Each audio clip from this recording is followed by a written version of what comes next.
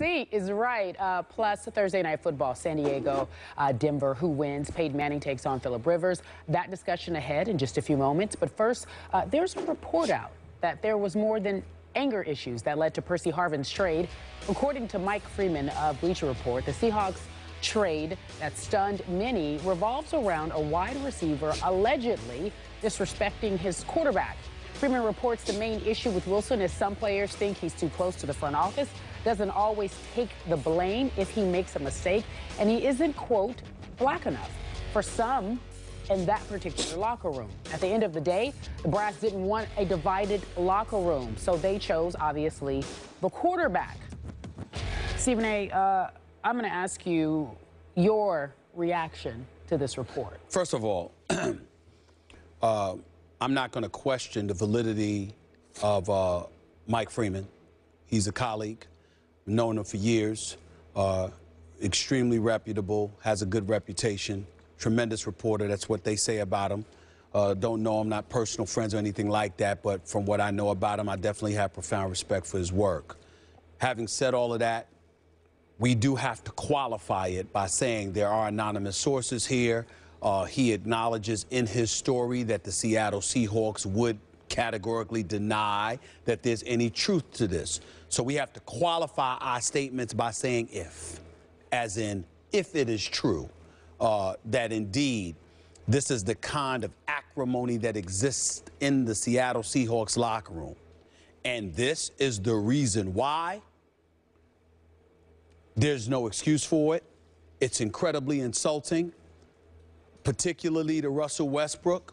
And I did say Russell Wilson. I'm sorry. I apologize. Russell Wilson. Mm-hmm. It's almost time for the Yeah, I understand. But, you know, I mean, Russell Wilson. I'm sorry. Russell Wilson. It's extremely disrespectful to him. But it's also not a surprise because it is indicative of a problem that has permeated throughout the black community for many, many years. It's not the majority. It's not most. It's not all.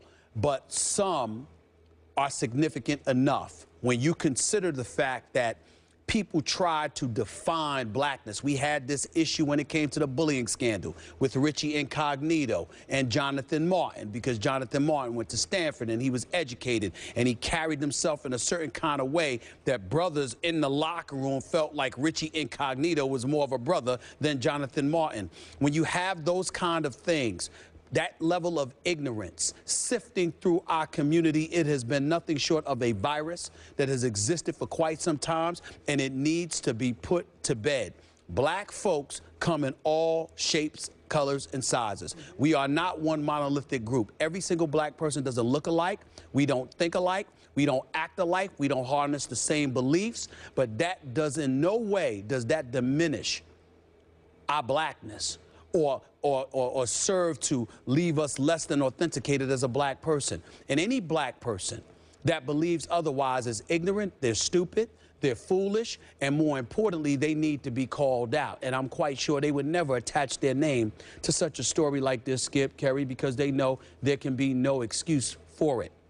Bill Cosby had this issue where this is a man that preached about the importance of education and millions upon millions of dollars he gave to Spelman and Morehouse and what have you. And the second that he called us on the carpet about this as a community, the same community he helped uplift, they deserted this man, okay? It's been a problem that has gone on for quite some time. I had to cover it with T.O. and Donovan McNabb. Donovan McNabb, I always felt he should have been a bit more outspoken, okay? But at the same time, I recognize the fact this brother is intelligent.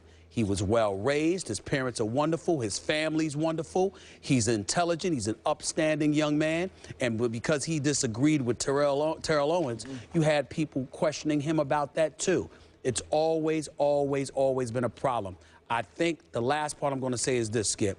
I think one of the things that cannot be ignored, and it can't be shoved aside, whether it was a Donovan McNabb back in the day, whether it's perceived as being a Russell Wilson now, those who successfully go about the business of ingratiating themselves with the franchise, the hierarchy, management, coaches, et cetera, the fellas who don't have that kind of relationship with the powers that be, you are usually perceived as a company guy. Okay. But I got news for you.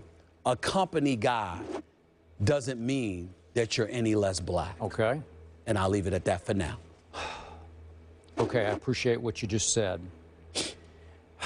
Although you began by vouching for certainly the reporting credibility of one Mike Freeman, I don't know Mike. I do know his reputation, and it is good. Yes, that's what I meant. But when it comes to this story, I'm a little unsure of the reporting here because this was written more in column form, more in opinion form or impression form. It's not deep in hardcore, detailed reporting. There's not even one anonymous quote used here. It's just that he has spoken to some people inside the locker room. And before we give this issue the depth of credibility that it would deserve, we need to know how many players are split over this issue that we just dealt with, or just the Russell Wilson issue in big picture. Yeah. Is it 2 players who believe this, or is it 25? Because I'm unclear reading this column-like report here. He just, twice he says, though some in the Seattle organization will deny this, this is the way it is. There's an element of this going on.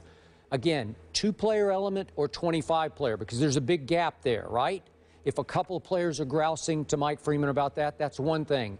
If it's close to a full-scale revolt against the quarterback, and you talked about a team divided, if it's divided over the quarterback, that's a big issue. You can be divided over certain things, but when it comes to the quarterback, a la T.O. versus Donovan McNabb, battle lines drawn across the locker room floor, that's an issue that will split the football team, because we all know quarterback is the single most important position, I believe, in sports as it pertains to the locker room dynamic. Sure.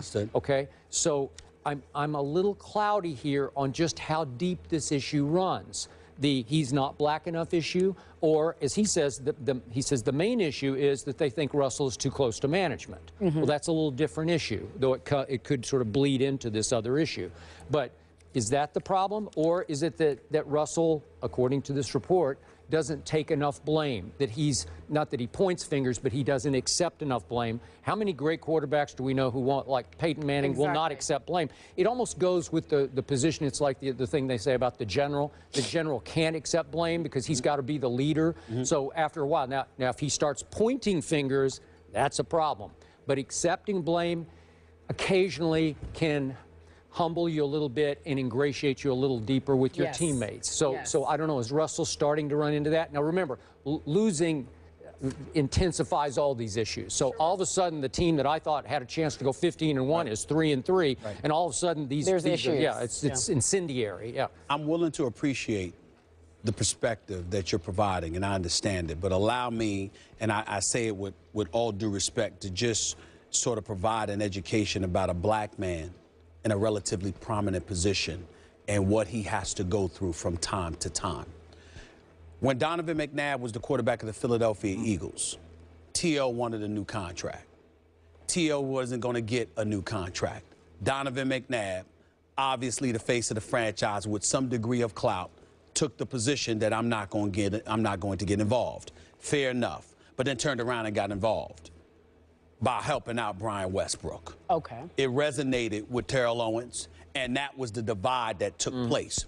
Within the locker room, it could have been something that's perceived as just that. And by the way, back then, they were saying the same thing you brought up about this particular report by Mike Freeman. Now, we don't know how many. Was it 2? Was it 25 or whatever? But we all knew it to be true because that locker room was divided as to who wanted T.O. to go, who wanted T.O. to stay. What was undeniable was the fact that Donovan McNabb was the face of the franchise, that he had a pipeline to upper management, and people looked at him and looked for him to speak up on their behalf, to use that influence. And when he failed to do so, rather than just looking at it on a case-by-case basis, you did have some people who would sit there and try to come across or try to disseminate a message privately, tacitly, that he wasn't a quote-unquote brother, instead of taking into account all the dynamics. So Donovan McNabb had to go through that. I don't think there's anybody in television today that could speak more about this particular issue pertaining to Russell Westbrook better than Donovan McNabb. Now, we get to Russell Wilson. So here's the deal. Now we get to Russell Wilson. And what are we doing here?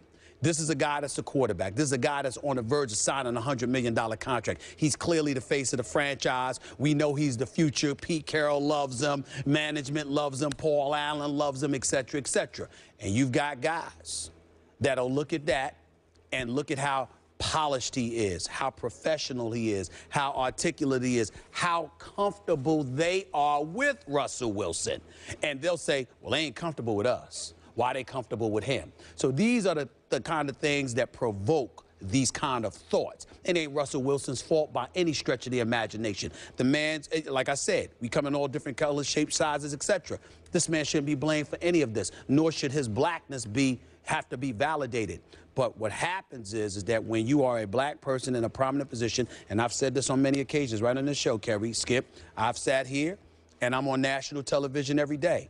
And I got people looking at me, you gonna talk about this? You can talk about the shooting in Missouri. You gonna talk about that? It's a sports show. Stephen A., you talking about that? Right. You say, are you talking about this, or you talking about this, or you talking about that? Because when you're in this position, particularly as a black man, you don't come to work every day with a job to do. Mm-hmm. You come with a responsibility. And that pressure is constantly thrown in your face. And the second that you don't acquiesce to the wishes of those in less fortunate positions than yourself, you are questioned to be, you are accused of being basically a sellout. Mm-hmm. Steve, that is the problem. It sounds also as if there's a bit of jealousy, if not a lot of jealousy. Of course, it's a lot. Of course, Kerry, of course, that's where it stems from. Of course, it's a lot of jealousy.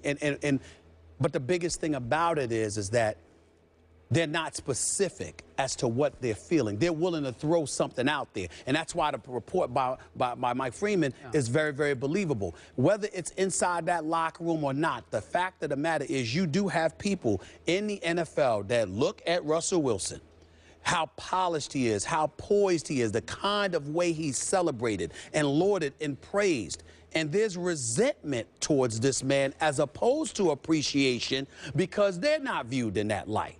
You got a guy like Percy Harvin, but you got beast mode, Marshawn Lynch, you know, tweeting and talking about my man's gone. You know, he wasn't happy about it. They got my man. They got my man. Ain't the word he used. Nope. So when you look at it from that perspective, you can interpret that as being a knock. Yeah. You see what I'm saying? Sure. You understand that it's coming from someplace. Yeah. And unfortunately, with a guy like Russell Wilson, I consider Russell Wilson an incredible role model.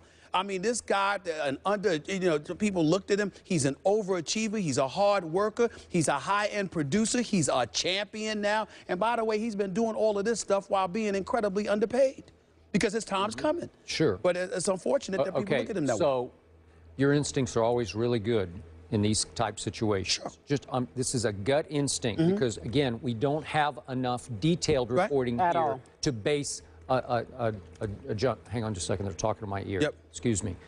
Okay. Bottom line to this. How deep a divide, forget the why of it, how deep a divide do you think there is in the Seattle locker room? I don't think it's so deep that it can't be resolved because I think the presence of a Richard Sherman in that locker room, a Cam Chancellor in that locker room, a Bobby Wagner and Earl Thomas in that locker room helps. Because you got not only accomplished brothers, but highly intelligent brothers that have put an end to all of this nonsense. Right. But at the same time, don't tell me that there's nobody in that locker room that feels what Mike Freeman, that doesn't feel what Mike Freeman said they feel. There are some people in that locker room that feel that way because anytime you have a black individual that has successfully ingratiated himself with the power structure, there is always resentment coming from others when that happens because they are not in that position.